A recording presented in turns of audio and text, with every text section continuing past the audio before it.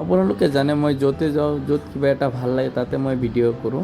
চ' আজি ৰাতিপুৱা ঘৰতে আছিলোঁ, কোনো প্ৰগ্ৰাম নাছিল।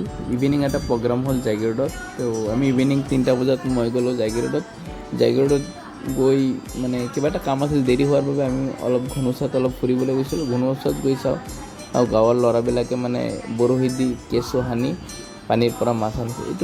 ইফালে মানে এটা নালা বৈ গৈছে, নালাৰ পূৰা লেতেৰা ক'লা পানী, সেই পানীতে সিহঁতে মাছ ধৰিছে। সিহঁতে কৈছে কাৱৈ মাছ লাগে বুলি।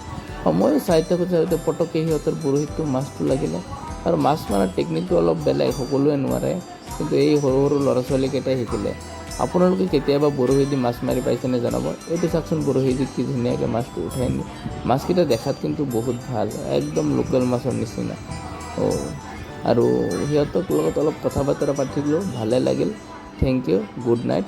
এইটো এটা গাঁৱৰ পৰিৱেশ, গাঁৱটোৰ নাম হ'ল ঘুনুচা।